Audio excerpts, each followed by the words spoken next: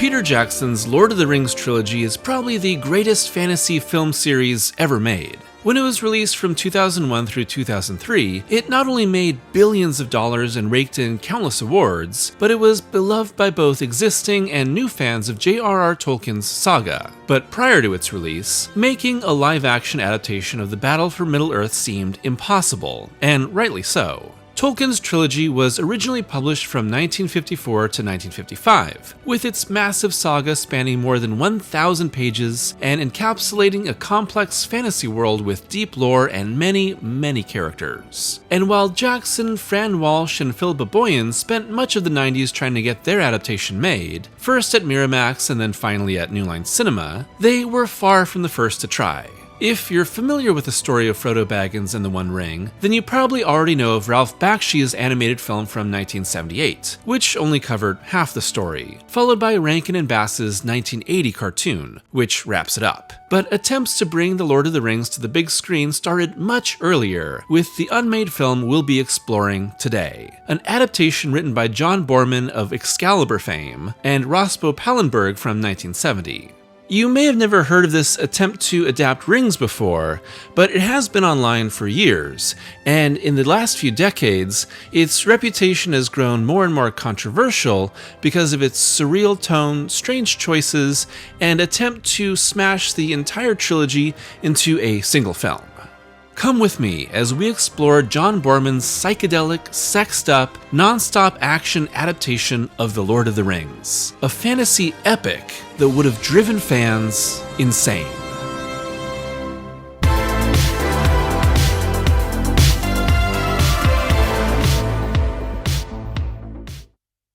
If you're watching this video, you're probably already pretty familiar with The Lord of the Rings, and that's not a surprise.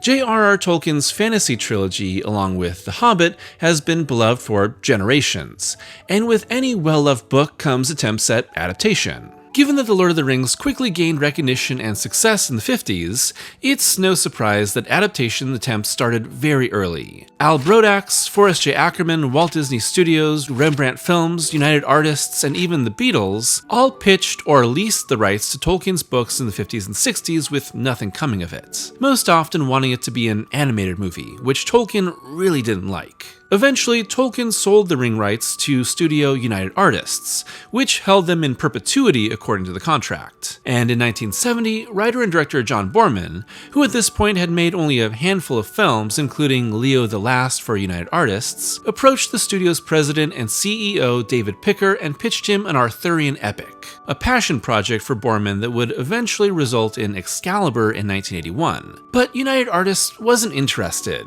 and instead asked Boorman to write a Lord of the Rings adaptation for them, with the creator agreeing because of the similarities to Arthurian legend in the books. Adapting 3 novels into one under 3-hour movie, as requested by Picker, would be no easy challenge. Boorman, however, knew what he was getting into, saying, "It was a heady, impossible proposition. If filmmaking for me is, as I have often said, exploration, setting oneself impossible problems and failing to solve them, then the Rings saga qualifies on all accounts." And alongside young screenwriter Rospo Pallenberg, who became friends with Boorman, the duo set off to bring the impossible to life. Okay, enough with the background, let's get on to the movie. Dated December 14, 1970, Boorman and Pallenberg's script actually begins with showing Tolkien himself writing the books before entering Middle-earth. We then see Mordor and hear the poem describing the Rings of Power. We see the Tower of Sauron with an outline of an eye above it watching the land. We then see Minas Tirith, cross Gondor and the Misty Mountains, fly over the Forest of Fangorn, glimpse Theoden's castle, move across Rivendell, and end at the Shire. So we eventually get a bird's eye view of the Fellowship's coming journey in reverse, and a quick overview of where this story will go during the opening credits. And yes, we will visit all these places in the span of 2.5 hours. Buckle up. We start the movie proper with Bilbo's 111th birthday in the Shire, with Bilbo's speech interrupted by Gandalf's arrival and fireworks. Gandalf appears and essentially forces Bilbo to say his goodbyes, as the old hobbit, preserved by the ring, states, "I feel thin, like butter that's been spread over too much bread." Like the books and film, Bilbo doesn't want to give up the ring, but he also doesn't want to leave the Shire. However, without any introduction, it's all meant to be much more of a mystery here to viewers, and Gandalf comes across as a much more threatening, almost dangerous presence. But by page 9, Bilbo is out of the story, and we turn to Frodo. Post-party, Frodo learns about the ring from Gandalf, but we can see that the Black Riders are already in the Shire watching. And the wizard has a very strange strategy for the Hobbit, as Gandalf immediately eggs on Frodo to put on the ring. Gandalf pretends to doze off again, but he opens an anxious eye surreptitiously as Frodo's hand stretches out to the ring. Frodo catches him watching and is suddenly reluctant and suspicious, but he picks it up and examines it curiously. Put it on. Try it. Frodo can't, but then is entranced and says, "One to rule them in the land of Mordor, where the shadows lie." Gandalf gives us all a quick rundown of the ring and Sauron, saying, "Goodness and innocence and pity are the only proof against its power." However, our time in the Shire comes to an end by page 12, as the Black Riders are here and Gandalf has Frodo, Sam, Merry, and Pippin immediately leave the Shire and go to Rivendell, as the morning breaks about 13 minutes into the movie. We are moving along. Who are these hobbits? Well, I hope you read the books because we don't have time for all that. Instead, we get a montage of their happy journey through beautiful nature while we listen to The Road Goes Ever On and On, a motif we hear multiple times in the first half of the film, but is dropped in the second. In this version, it's sort of like the four hobbits are maybe an hour or two behind Bilbo on the road. They could probably catch up with him. He's pretty old. The hobbits then run into men tending a field, so Frodo of course taunts them with a merry song and dance while he puts on the ring for fun, basically an hour in real time after Gandalf told him not to, and throws cow poop at them. Poop. It's odd. Things are getting odd. So we also barely know these characters as people at all. We don't understand their histories or their backgrounds or their relationships. No backstory to Frodo, no established friendships with Sam or Gandalf. And I know what you're thinking, you little Tolkien-loving freak. Where's Tom Bombadil? Nowhere, okay?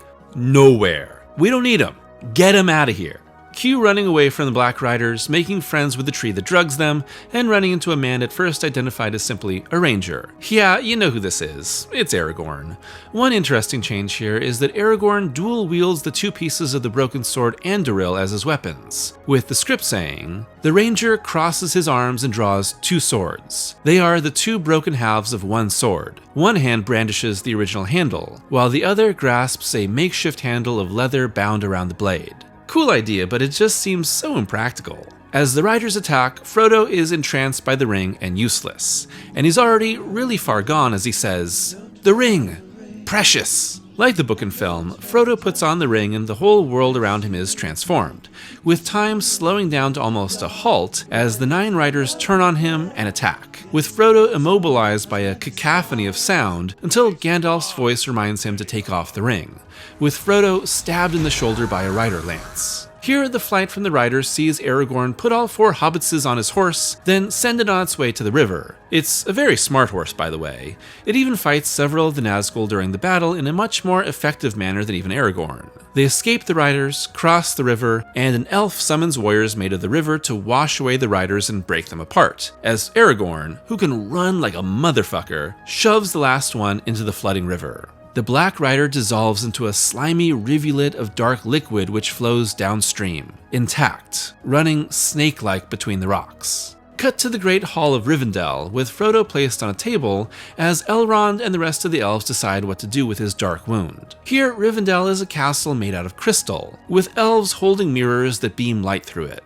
Wow, very impractical. Have these guys ever heard of Windows? And this is where we get a very psychedelic scene where the elves try to cure the poisoning of Frodo's wound, with the hobbit slipping into darkness as his arm begins to turn invisible. This is also where we meet Arwen, 13 years old. Oh no. And Gimli, who perform magic elf surgery on Frodo's arm as a chorus of elves sing and speak around them, like the world's funkiest surgery theater. The procedure, which could kill Arwen if not successful, is then interrupted by Boromir, here for the council and ready to complain about just why the hell we're wasting so much time saving a frickin' halfling. But when Boromir says they should just take the ring, Gandalf challenges the man to do it. But Boromir can't actually take the ring, as some dark force prevents him from snatching it away in the middle of surgery. Very unsanitary. And Arwen is able to extract a dark splinter from the wound, saving Frodo, with Pippin shouting, "Frodo will live!" Okay, so we're about 30 minutes into this movie, and if you weren't a fan beforehand, you'd be real confused. In fact, you'd be about as confused as Frodo. Luckily, he wakes up in the middle of a very convenient play acted by the elves, recounting what happened with the rings. It's all told by ring jugglers and a singer that's described as a combination of Mick Jagger and Punch. There's also a wild, untrained dog that's constantly running around the play and chasing a clear ball with a golden band around it that's meant to be the One Ring, with this dog apparently symbolizing fate. At least that's what the script tells me. I don't know how you'd exactly get the audience to understand that the dog is fate, but hey, that's what second drafts are for. Guy like me would have a dwarf look directly at the camera and say, "Hey, the dog is fate." It's a bold move to have your film's entire backstory be told through a song and dance that I can only imagine as Xanadu meets the Romeo and Juliet version seen in Hot Fuzz. But hey man, it was the 70s.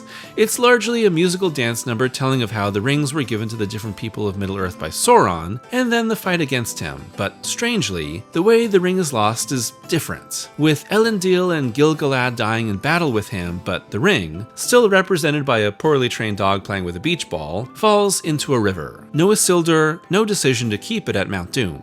The play also reveals that the council knows all about Gollum and his backstory of finding the ring and killing someone else to get it, and that the wizard Saruman has already been turned evil by Sauron, and also maybe shortly became a lady to try and have sex with Gandalf. It's an 8-page long sequence. Moving on. The council argues about the fate of the ring, and Aragorn reveals himself as the heir of Elendil and the wielder of the blade that was broken, making him the true king of Minas Tirith. Bilbo, who is at the council in this version, seeing as he only left the Shire like 3 days ago, at first volunteers to take the ring to Mount Doom, but is essentially side-eyed by Gandalf and Elrond into silence, with Frodo then volunteering with the lines I'm sure you already know. "I will take the ring, though I do not know the way." We then immediately cut to the Fellowship of the Ring formed and on their journey, with Elrond's head superimposed as part of the landscape and narrating to us the identity of the various characters that are suddenly part of the Fellowship. Aragorn, Boromir, Legolas, Gimli, the Four Hobbits, and Gandalf. But wait, there's a 10th member, sorta. "And Arwen shall be a light in their hearts to guide their way." She comes and goes as a ghostly apparition in the pages to come, but also disappears at the halfway mark. There is a little time given to just having the Fellowship walk through beautiful landscapes, which of course we all love in the movies that were made, and bond, including a scene where Boromir play fights with rocks that look like trolls. Not actual trolls turned into rocks, to make the hobbits laugh, and a flock of birds sent by Sauron, not Saruman, almost finds them. We also briefly see a dream flashback to Bilbo giving Sting to Frodo, and briefly being tempted by the ring, and a moment of temptation for Boromir. All of this traveling is done in a back and forth montage of different scenery, moments between characters, flashbacks to the party preparing for the journey, and voiceovers by Elrond and Arwen. This all leads to some weird Challengers shit as Boromir and Aragorn fight over what to do with Elendil's blade that was broken. Boromir wants to take it back to Minas Tirith and have it reforged as a symbol for his people, but he doesn't even own the dang thing. Aragorn says it must wait for the true king's return. He's talking about himself, with each grabbing a half and almost fighting until Arwen appears between them. "Peace. The quest must not fail in the quarrels of the Fellowship. Each of you shall bear one half of the sword that was broken." Boromir and Aragorn bend the two sword halves to her. She kisses each blade on their keen edges. She looks up, and there is blood on her lips. She goes first to Aragorn and kisses his mouth, then to Boromir and kisses his. Her blood is on their blades and on their mouths. "Aragorn and Boromir, I bind you in brotherhood with my blood." The two men bend their knees and kiss the thighs of her dress. They are both deeply moved. Boromir weeps openly, and a tear starts out of Aragorn's gray eyes. They rise up, and Boromir kisses Aragorn's mouth. They turn back to Arwen, but she is gone. So yeah, she's 13. Anyway, moving on. The Fellowship attempt to cross the Misty Mountains, but constant blizzards possibly caused by Sauron, and an attack by a group of wargs, described as furry white mutants of men and animals, causes Gandalf to give the 9 members of the Fellowship a magical booze, and then freezes them all in ice, where they stay for the night until the sun melts and breaks them out, rushing them downstream and off the mountain to thaw out. This leads us to Moria, with the Fellowship needing to speak the ancient dwarf word for friend to open the magic door. However, Boorman has the ancient dwarven language be a lost, dead tongue no longer spoken by its people. So Gandalf, in an effort to unlock some ancient ancestral memory in Gimli, beats the dwarf and treats him like an animal, forcing him to dig like a dog for a bone, rapidly scrambling about in a hole and covered by a cloak as Gandalf berates him and the dwarves for being too greedy. And well, it works. Gimli unlocks memories of the ancient language and is able to open the door, while Gandalf is really tired from dishing out all that abuse. Too soon on this journey I have called up the very roots of my powers. I fear that when greater challenges come, I may be used up. Once inside Moria, the Fellowship quickly hears Gollum saying, "Precious," following them within the dark. The group's journey through the dark of Moria eventually leads to the hidden orcs awakening and attacking them. The difference here is that the entire ground they've been walking on is covered in inert orcs. It's our first encounter with the creatures in this adaptation, with the script saying, "Orcs are human-like creatures, with reptile and bird-like features. A kind of armor grows spontaneously from their bodies. And while they may seem dead, a blow to the chest can revive them, with one accidentally awakened by Gandalf beginning a cascading awakening of all the orcs around them, beating their chests to get their hearts going again."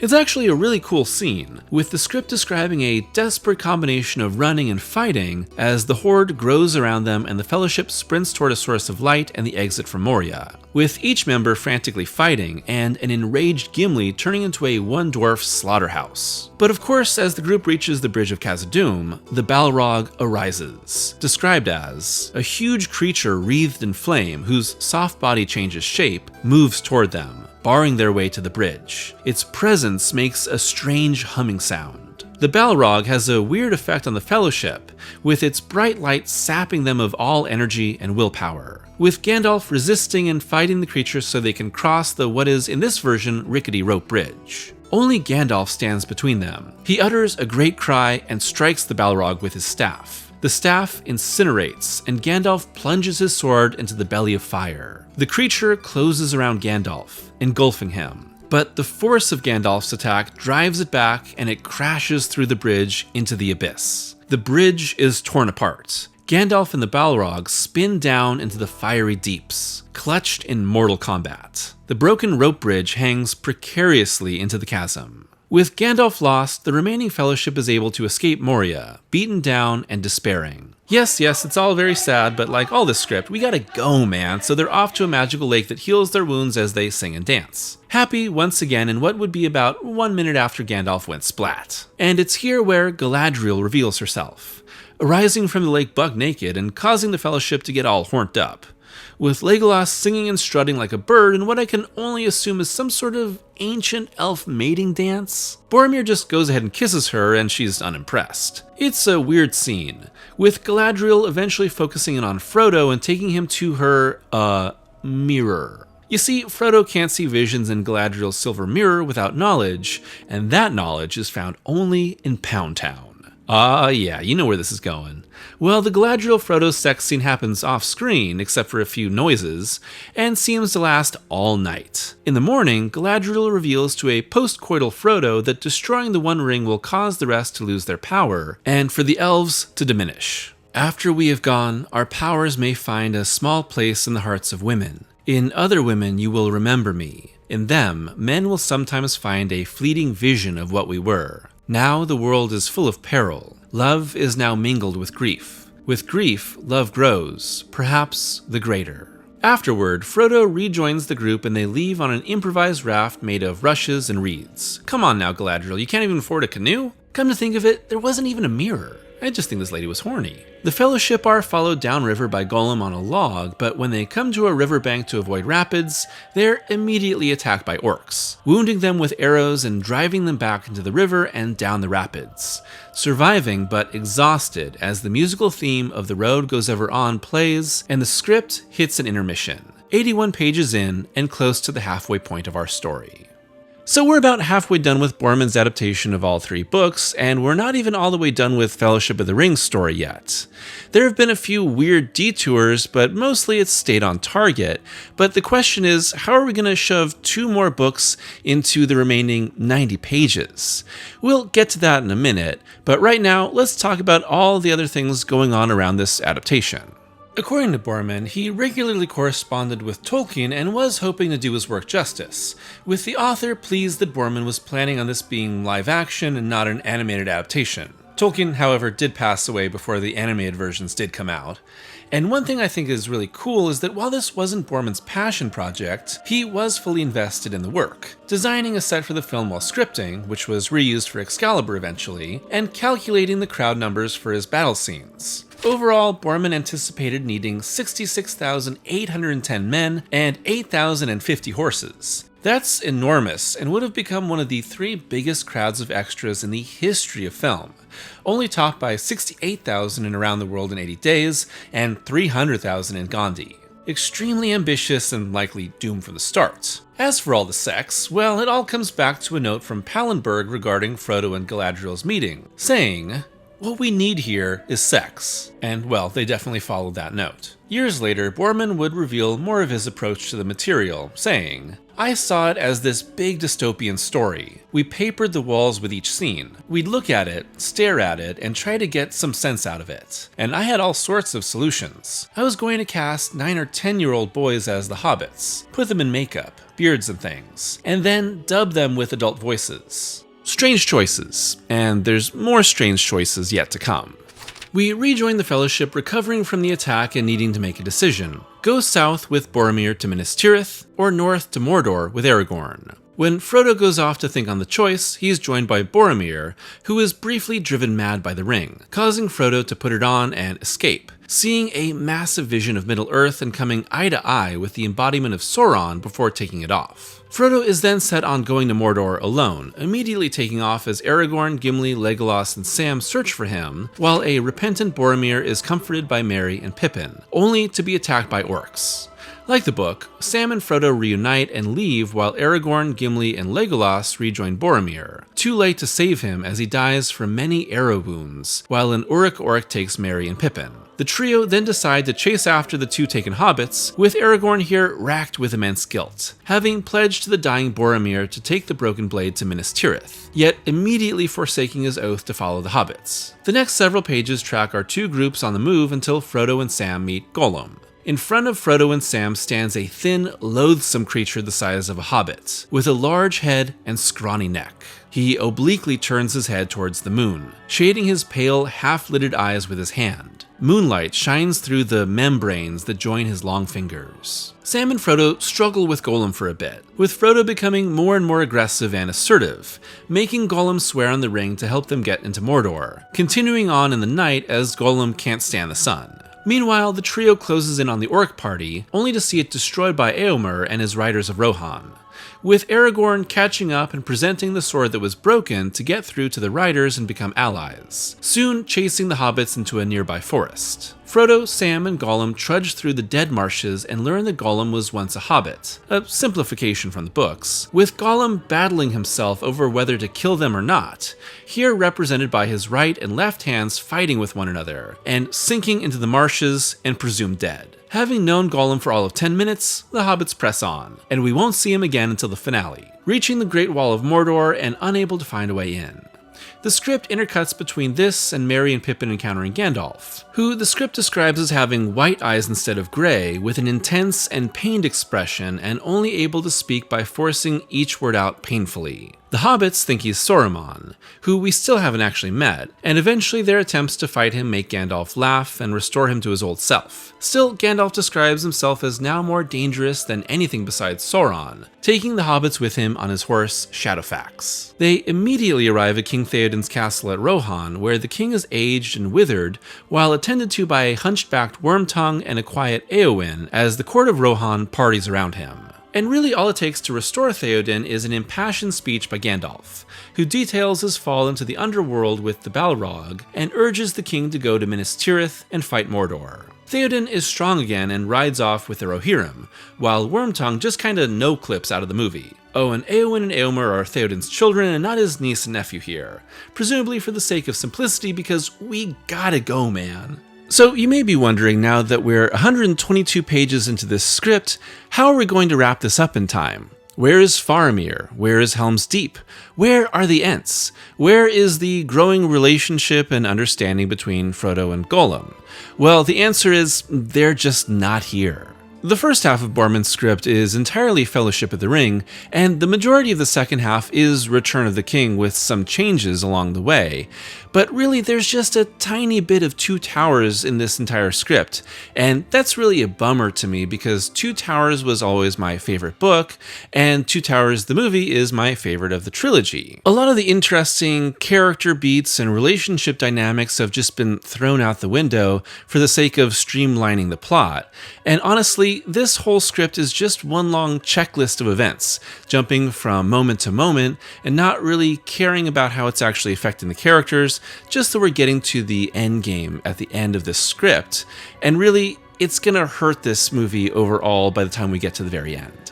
Boorman's script seems to realize we're heading into the third act with a lot of ground to cover because a conveniently placed sentient tree rips open a hole in Mordor's wall to let Sam and Frodo inside. I think that's cheating. And the cheating continues with a one-page montage as Gandalf, Merry, and Pippin ride toward Minas Tirith, orcs gather at Mordor's gates, Aragorn, who is extremely shortchanged in the script, raises an army of the dead somehow, Legolas summons an elf army, Gimli gathers a dwarf one, and all the armies descend on Minas Tirith as Sam and Frodo speedrun their way through Mordor by being swept away by a magical chocolate river. Oh wait, wrong adaptation. I think that's doo-doo. But the duo are pulled into a cavern by Shelob and fight the giant spider, with Frodo really feeling himself, remembering how he got laid and shouting, "I shall slay it, Sam! I am the Lord of the Ring! For you, Galadriel!" Of course, Frodo is stung by Shelob, seemingly falling dead as Sam is able to defeat the spider, who, surprisingly, is not a sexy lady like in the Shadow of War video game. Much like the book,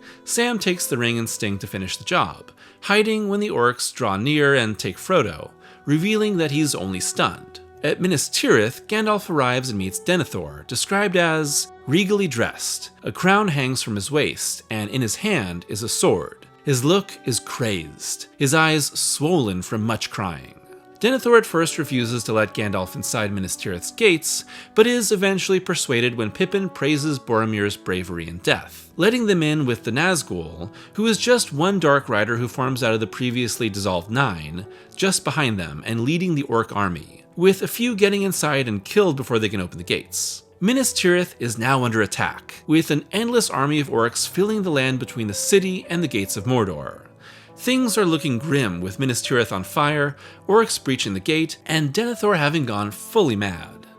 Back in the tower, Sam puts on the ring, which shoots out a blinding light all around him, tormenting any nearby orc and sending them into convulsing agony. Apparently, being inside Mordor makes it pretty OP, but Sam takes off the ring when the giant eye of Sauron sees him, collapsing behind some conveniently placed shields. Are you seeing the juggling act that's happening in the writing here? The script is basically divided between Frodo and Sam on one side and Gandalf and Minas Tirith on the other, and every time the script focuses on one, it has to bring the other to a screeching halt so the chessboard can refocus and move its pieces along as we continue to get to the finale.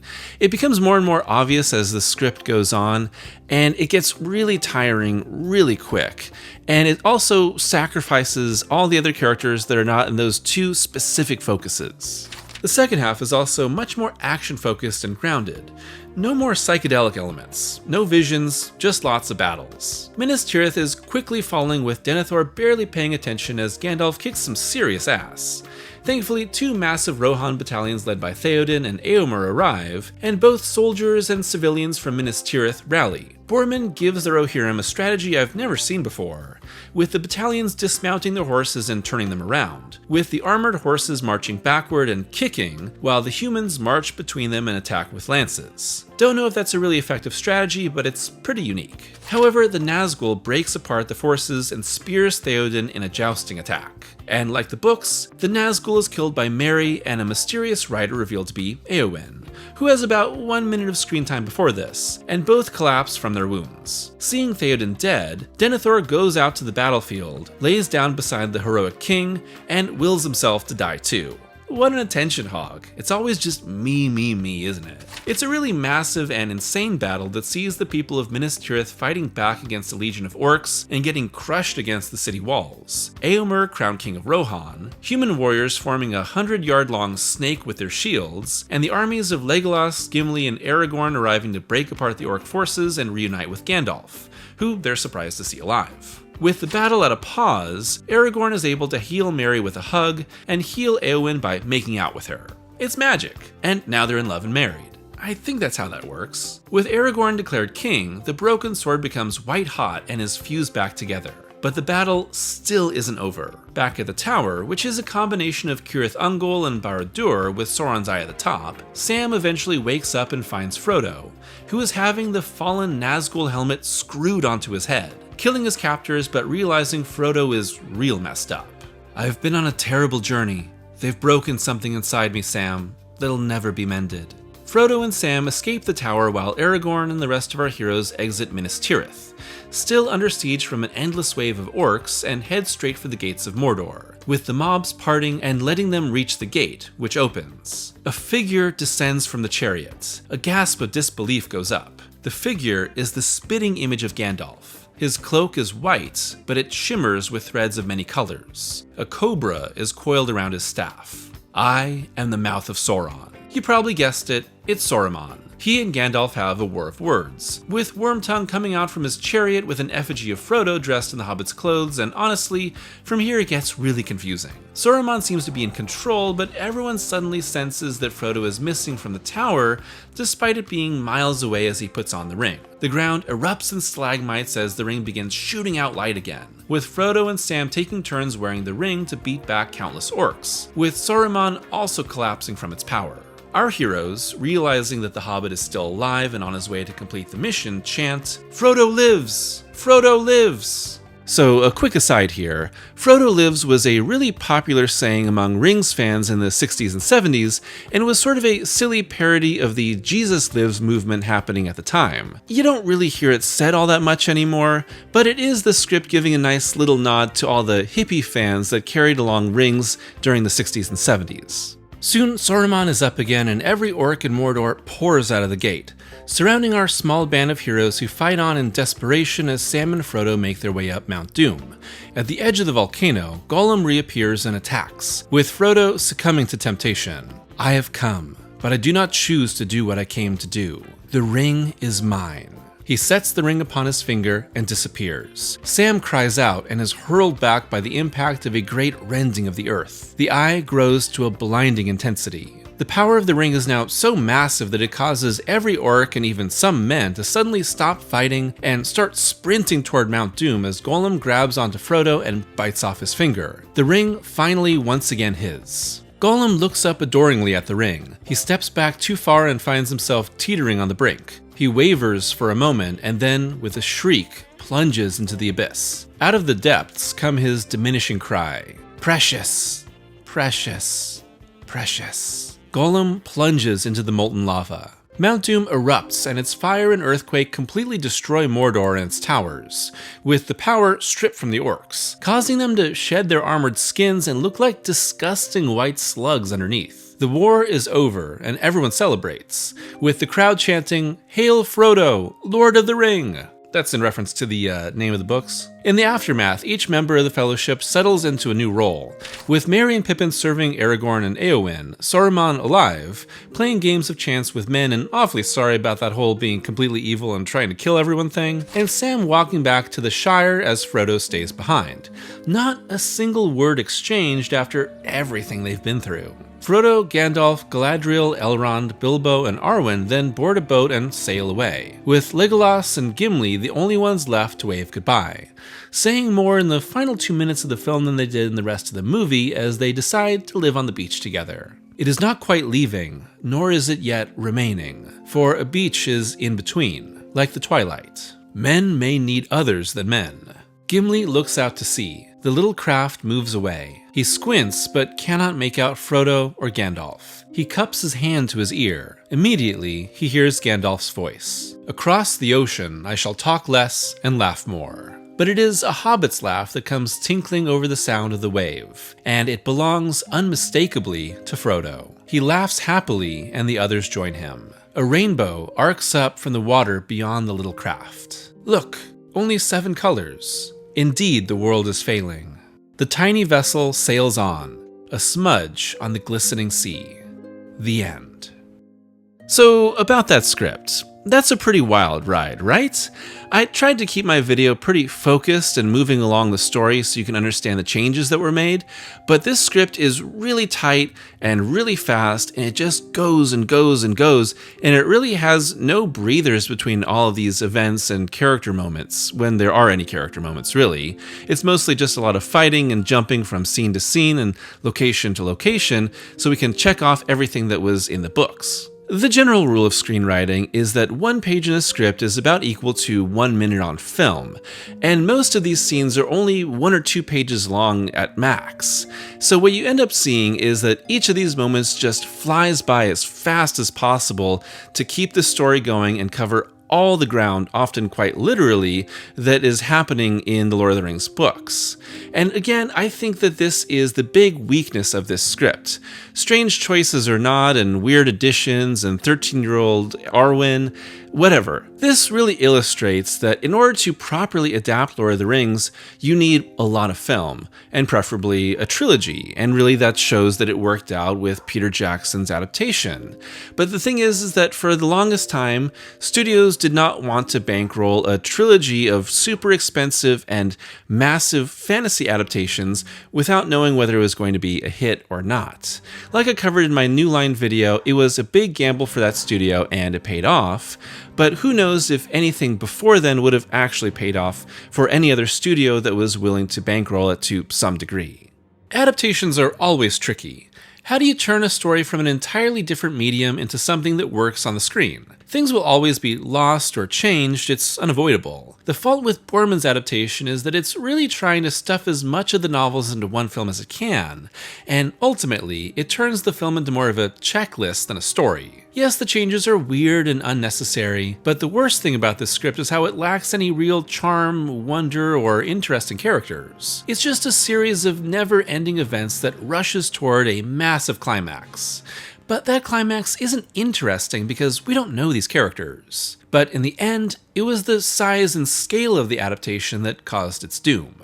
It was looking like an expensive film and they were worried about how big an audience there might be for a fantasy film, and it coincided with that time when UA went through a low patch. I was disappointed, but looking back, I don't think it was time wasted. It was a good apprenticeship period for this film. Afterward, Boorman would go on to make many more movies including Deliverance, Zardoz, Exorcist II, and Excalibur. Some good, some bad, and with Excalibur being the true dream project for the director, and the true fulfillment of the desires that led to his take on Lord of the Rings. We couldn't get it made, said Boorman, and really, I'm so pleased we didn't because if I'd made it, rather clumsily at the time, it would mean that Pete Jackson's fantastic trilogy would not have been made. So he owes a lot to me. I can't think of a world where Boorman's Rings is a preferable version to Jackson's take, but it's been a fascinating ride through the ups and downs of adaptation, showing where so many things could go wrong and where they had to go right to do justice to the Lord of the Rings.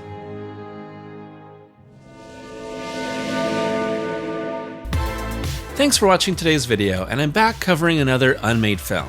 At the beginning of this month, I talked about the rise and fall of New Line cinema, and during that, I covered the Lord of the Rings movies and briefly mentioned this script. And this is something that I've actually wanted to cover for a bit, and I read this script back at the beginning of the year, and always intended to eventually cover this. But the combination of covering New Line cinema and playing the Lord of the Rings video game Shadow of War for the first time, because it was really heavily discounted for a PlayStation 5, gave me the bug to finally cover it in a video. And it's a really weird adaptation, but I don't think it's necessarily bad, just compromised in a lot of ways. Yeah, there's a lot of sex thrown in here that isn't really necessary, and a lot of weird stuff, especially in the first half, but I kinda like all those psychedelic additions to Lord of the Rings in the early stages of this story, because I think it kind of reflects where Lord of the Rings fans were in the 60s and 70s. A lot of the hippie movement loved Lord of the Rings when the mainstream didn't. Ultimately, I am glad that this didn't get made, so we could get Peter Jackson's Lord of the Rings, which is superior to this in every single way. And I really don't know how you could ever do this justice in just a single film, or really anything less than a full trilogy. But it is a fascinating experience to see how they tried. Some of the script works pretty well, and I think a lot of the battle scenes toward the end would be really intense if they had the right budget and the right actors, and enough money for sets and armies, which was obviously always in question. If that was done right, a 70s dark fantasy, completely practical take on Lord of the Rings would actually be really cool, but it was destined to never happen. I'd love to hear your thoughts on this adaptation of Lord of the Rings, anything that you would change in the actual adaptations that happened, any dark fantasy stories that you'd like for me to cover on the channel, and other unmade movies you'd like to hear me talk about. As always, a huge thank you to my patrons and members for their continued support, and if you'd like to be a member or patron, it's only $2 a month for early access to every video and exclusive reviews. So until next time, I hope that you're taking care of yourselves, and please, don't put on the ring. Unless, you really want to. I'm not going to stop you.